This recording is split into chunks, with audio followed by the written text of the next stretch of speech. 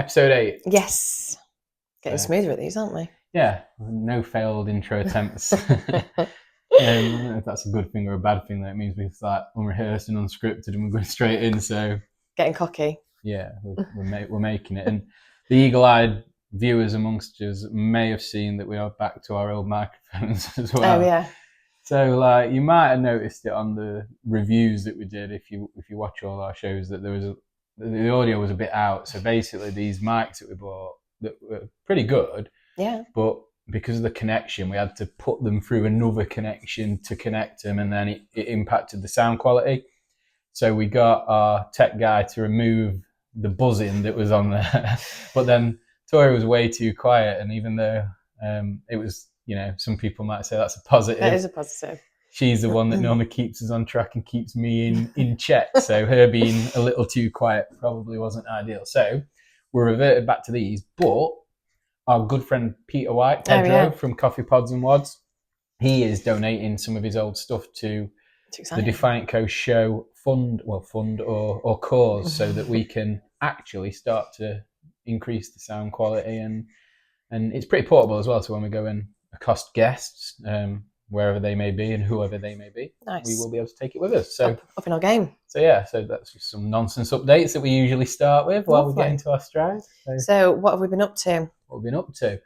It feels like it's a weird one for me, when you ask me what we've been up to, because when I've not been at events, I'm like, not much. Yeah, but I've actually fucking not stopped and like been just because your physical location hasn't changed. I'm like, that's something I need to probably look at, innit? But yeah, so we are in the midst of our 12 days of Christmas. We are on day 3 today. Yes. So if you're not aware of that, basically we're doing an offer every single day up until Christmas Day, and they span the entire range. Some really cool offers. People are going mad for them already. Today's offer, which will probably be too late by the time this goes out, but it's like hoodies and crew necks are just 30 quid. Yeah. And the cool thing about this is like the offers are pretty standard across the board. So it's not like, right, it might get better, so I'll wait. Like if you like an offer, take advantage of it, because so 12 best. They only last for 24 hours and then they're gone and they're replaced by the next offer. So it's something we've done before. Our customers seem to like it. It's going well this time. So yeah.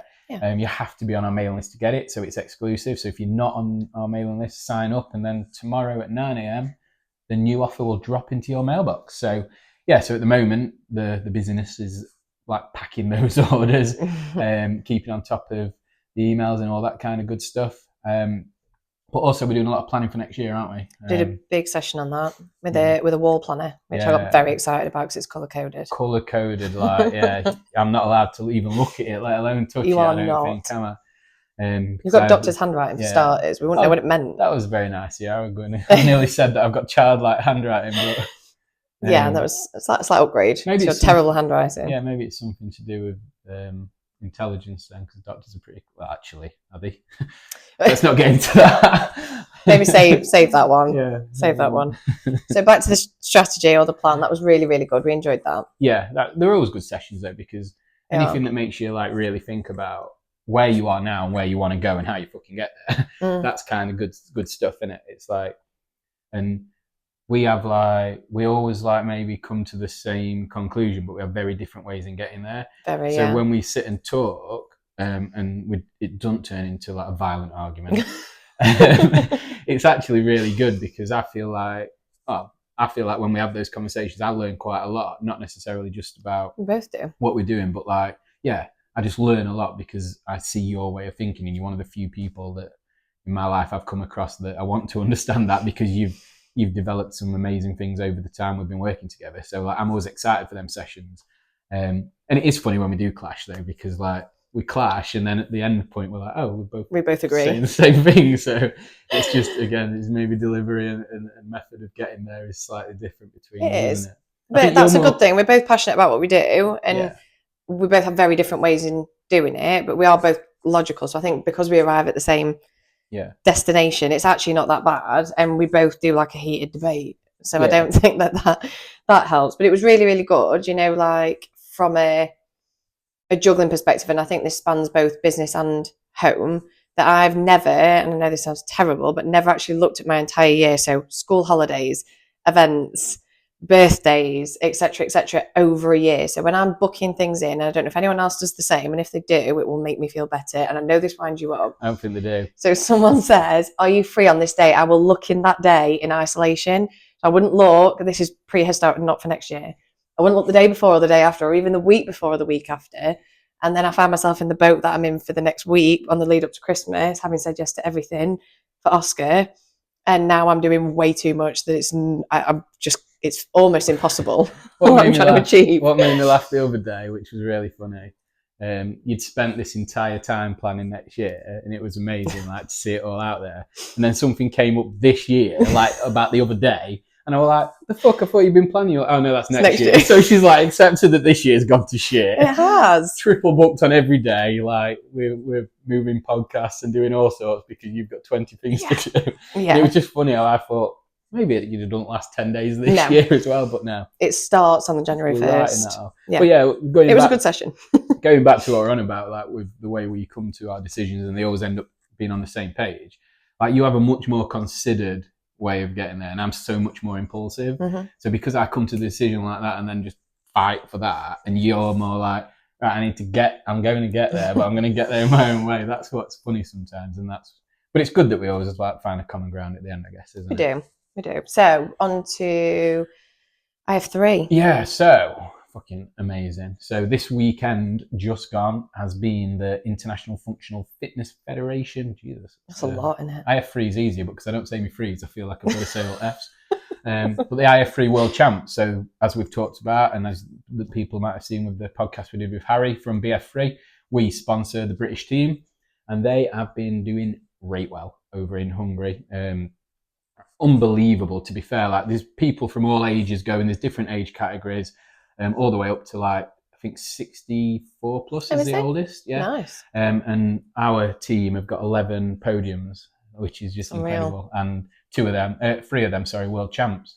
So two of them are the kids. And by kids, is this below 18? Yeah. So I'll not name them for that reason. And then a guy called Vint. He's got one of the older boys categories. Amazing. Dave Doig, who's from Buxton just up the road, he's a long-time customer of ours. He got I think he was a third place in the 60 to 64 category. Unbelievable. Him and his wife were both competing. That's just amazing. And Tom Kingdon, our shining light in the Defiant team, he got a second place. And also, he got announced as the winner overall. So he's going to be a world champion. And then they'd fucked up with scoring, which was a little bit annoying because they'd actually put it out there that he'd won. But everyone that was there has been like really complimentary about how Tom handled it, because, you know, he'd have been buzzing. He'd just been announced as a world champion, and then it gets taken away. But apparently he handled it completely. He's a pretty level-headed guy, though, isn't he? He is, and he's just such a good guy as well. And I think maybe for Tom, it's one of those things where he knows where he's going and he's confident with what's going to happen in future. So maybe it's like not that sort of critical to him, because he's like, I'll get it next year. Yeah, See you next year. You know what I mean? Because he keeps going from strength to strength. And like, it was just amazing seeing everyone proudly displaying our kit. And I think that was like what we wanted from it. And yeah, it's just, you know, when you're out there and you're seeing all the live streams and everyone's wearing it, you're like, it just makes you proud, doesn't it? Of course it does. Yeah, just one person that didn't. Right. I don't know the ins and outs, and but on the live stream, I saw this person walking past with bright green tape over the DFNT logo. And that's just frustrating for a couple of reasons for me, because I think, one, we worked hard to provide that kit for them all. Two, like, any contract that you have with an existing brand is superseded by representing your country. So, you know, if you look at David Beckham with his £100 million plus Adidas contract, he wore Nike when he played for England. It's just what you do. Tom Daly, a diver, he's an Adidas athlete. He wears Team GB stuff. And what frustrated me about that was the fact that the tape was bright green so it could be seen. And to me, everyone wore them on the opening ceremony. And it was like this athlete was saying, I'm better than everyone in my team. Look how important I am. I can't wear this. And a lot of those athletes are sponsored. You know, there are some people in Team USA that are actually been to the games.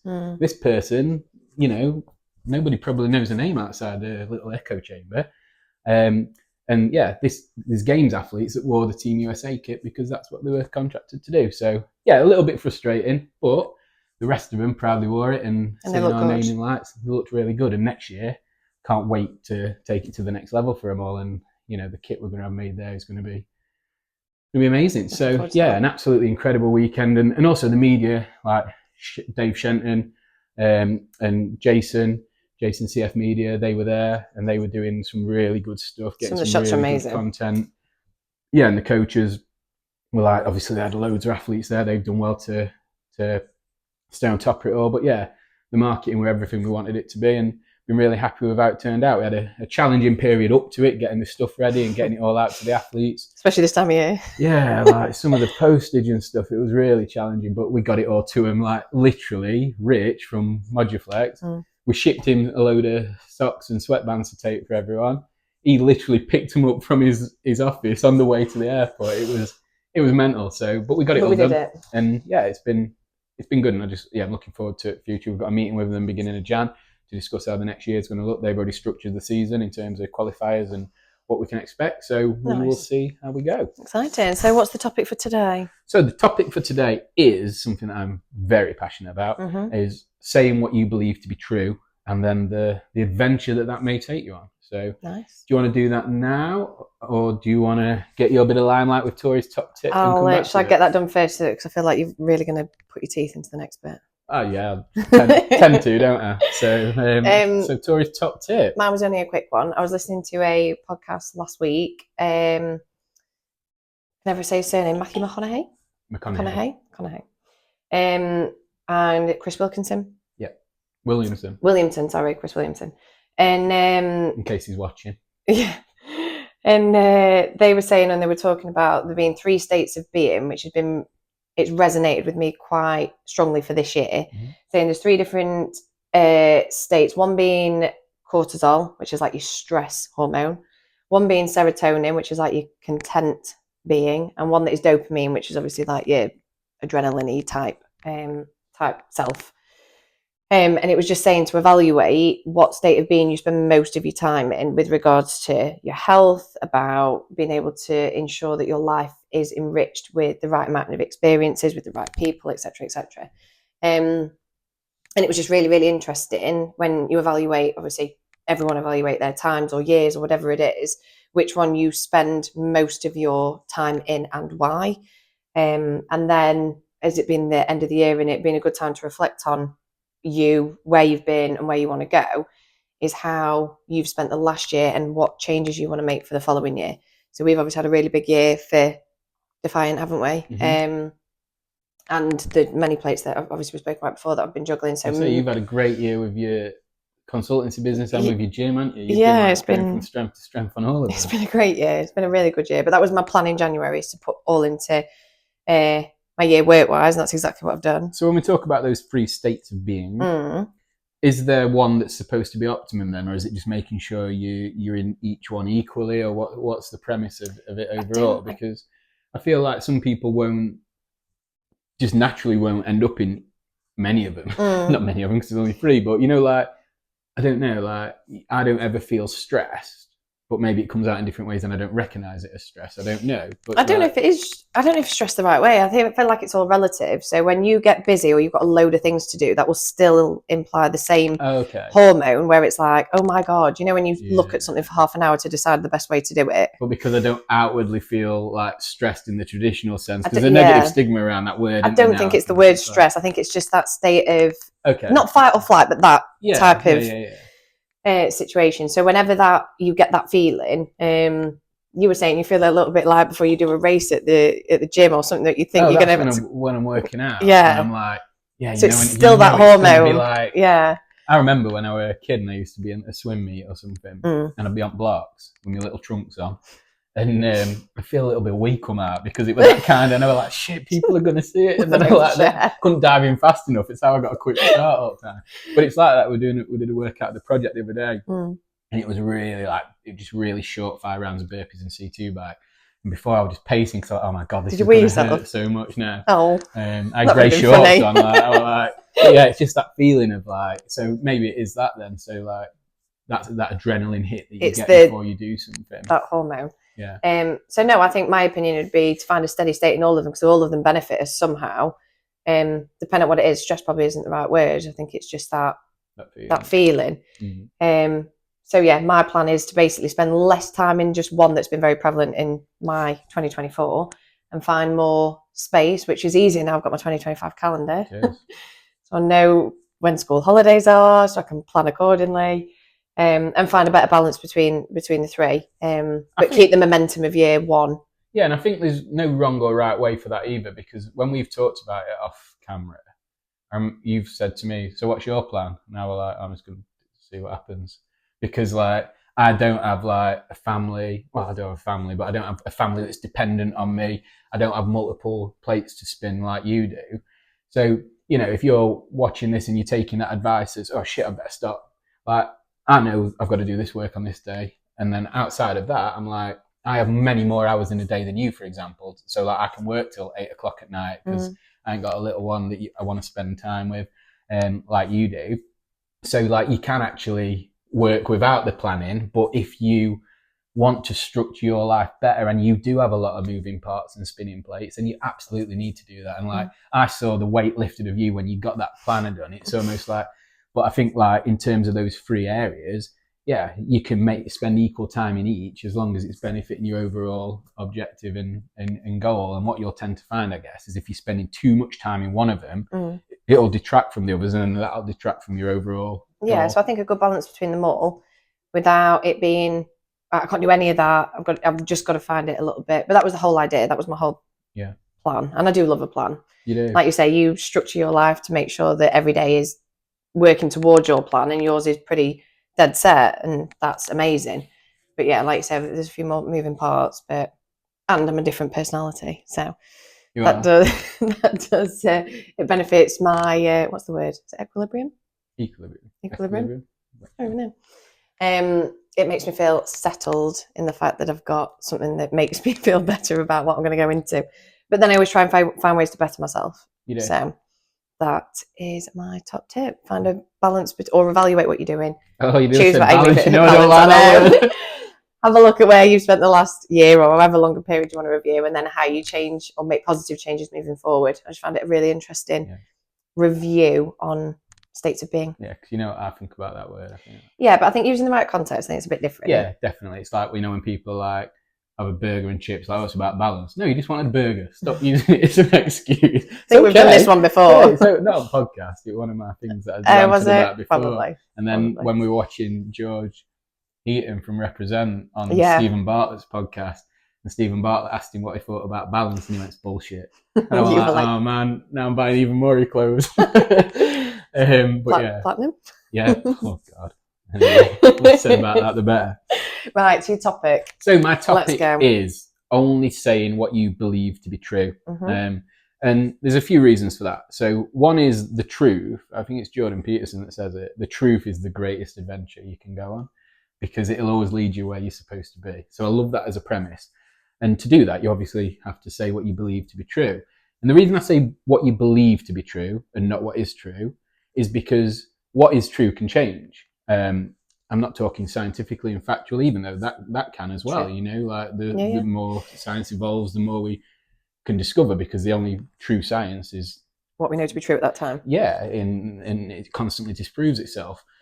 But what I mean by only saying what you believe to be true is doing your own research on things and then regurgitating that. So if you take other people at face value for something, or say you're watching the news and the news tells you something that they're conflating or they want you to believe in a certain way, like the political debates are prime examples of that. And then you start thinking that is true and then regurgitating that out, and it's not your truth. You've not done the research, you've not found the information you need. So you're talking about something that you don't really know anything about. And there's a famous saying, let's see if I can do it justice, which you can't reason a man out of an opinion who didn't form that opinion based on reason. And that's basically saying that if you didn't come to something on your own, with your own evidence, your own research, and then someone challenges you, you're like, oh no, that's just because I said. But if you have done your own research and you have done your own fact finding, and someone comes to you with additional information to that, you're much more open to changing your opinion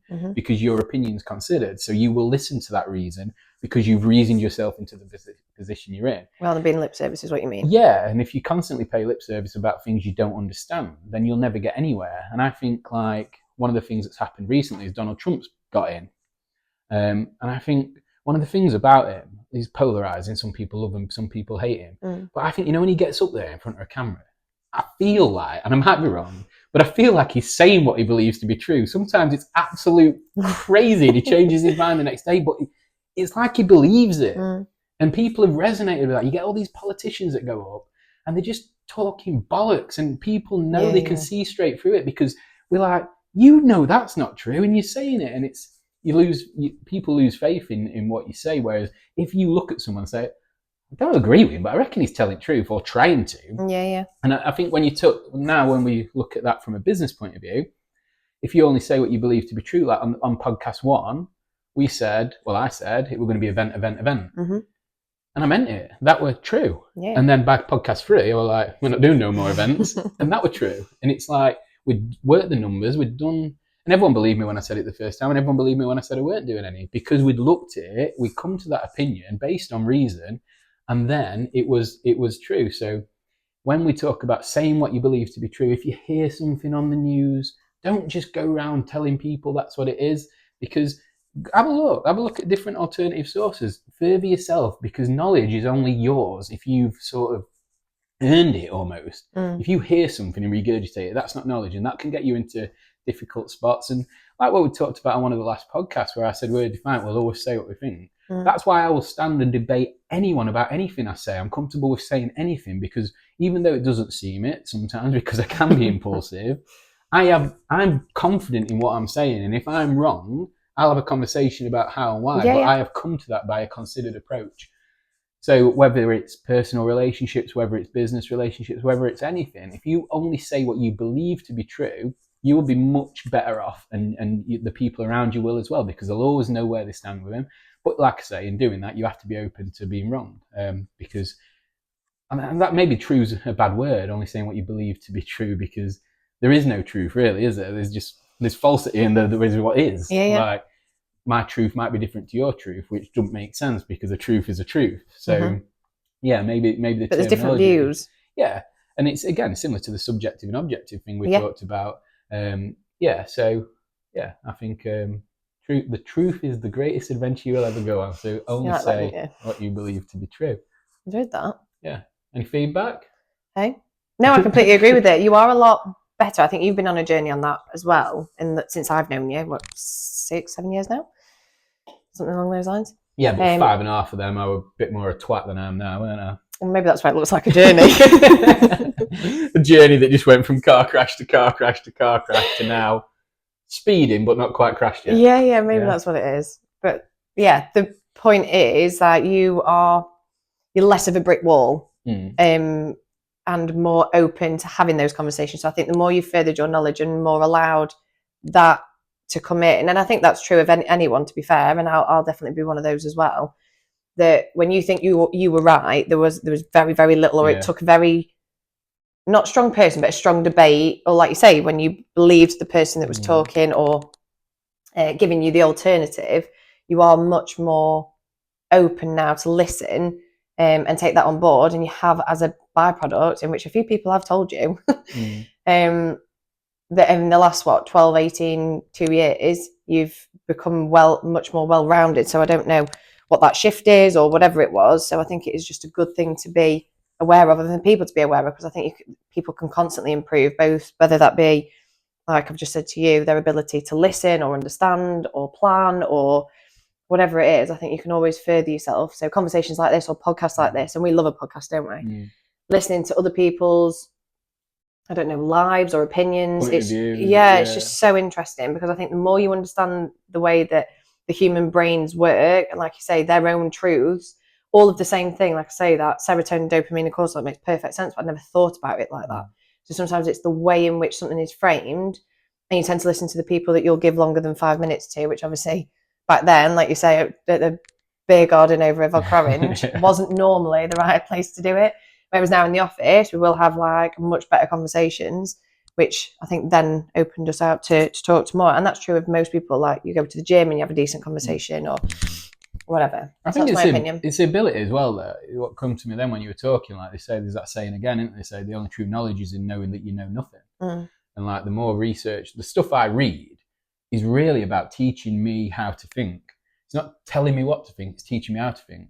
So I've become, in the last 18 months especially, a much better critical thinker. Yeah. Which some people like think there's a negative stigma around critical thinking because it means you challenge everything. But it's actually made me much more open in the same time, because I'm like, I think this based on this, but what do you think based on what? And if you think something based on nothing, then I've got no time for you. But if you've done a bit of research and you've got some information, prove me wrong. I want you to prove me wrong. You know what I mean? And that's what I love. And so more well-rounded. I think when we first spoke about this, we were saying about it when you have an argument with your kid. And it's like, why? You know, and if because I said so. And that's the thing. If your answer, which sometimes today in grown-up life, that is the answer. You know, people are like, you have to do this. Why? Because you have to. That's not an answer. I'm asking you why I have to do it. If your argument falls down the moment it's put pressure on to the point where you have to say, just because I said so, then you have nothing. And that it's good you bring that up about kids, because I'm not a parent, but I think it's pretty obvious that if your kid's asking you questions and your answer is because I said so, you've taught them nothing except no. And, you know, like what good's that? Teach them why. You know, like, don't touch that. Why? Because I said so. Well, next time you're not around, they're going to touch it. It's red. Oh, they burnt their hand. Don't touch it because it's hot. Let them touch it a little. Get close enough so they feel it's hot. You know, and that's teaching them something rather than teaching them no. But that's the same in life in general as well. It's not just with kids. We could all learn a bit more. Always ask why. Learn to critically think. Learn that you know absolutely nothing. And then you'll know so much more by default. It is. So. I mean, to be fair, I had the conversation with Oscar where he asked me why it rained. And it turns out I don't remember much about school. So I tried my best to explain about like where it came from in the most simplistic terms. It was all I could do. And then why it fell. And then obviously he kept asking why. And I was like, okay, I don't actually know why. So maybe we should go into this together. I love that. So yeah, stuff like that. Just not because it rains. I was like, well, this is how the world goes around. That's how the plants get fed. That's how this happens. Yeah, but I love that. I love that because like you're like the way you are with him, you want him to know everything and teach him as much as you possibly can. But how many times have you been like around people when the kids asked a question like that, which is pretty difficult to answer, isn't it? It's really hard. And they've just gone, because it does. Yeah. No, I try not to. Nothing, that I love that. Mainly because it turns into a conversation, and obviously a conversation with a 3-year-old only it's a conversation for so long. But it's just interesting because I want him to realise that it's more than like one word answers. So half the stuff he will have no idea what I'm on about, and it's probably wrong. Like I needed to go and brush up with it. Nearly asked. I'm thinking. I needed to ask Siri. You know, when you're like, "Why does it rain?" I don't know. No, I was trying to explain the process. You know, remember that diagram that you used to do when it come out the sea, it goes into a cloud, and then comes down, and then feeds the plants, and then it goes back in. And I tried to do it like that, and then I think he got bored by the time I'd finished my story and walked off. You know, he's not at that point. Development yet, is he? Bless you. Yeah, but I tried my best. Yeah. Well, so it wasn't because I said so. Was my point. But I'd probably take it to the extreme. Yeah. But anyway. No, but I love that. I'll be one of those annoying kids at school. My mum telling everyone. Yeah, when the teacher's like, it rains because of this. Like, actually, my mum says it's because of the sea and plants. We'll see. We'll see. Anyway, we digress. Are we done? Yes. Yeah. I think for everyone else's sake. Bang.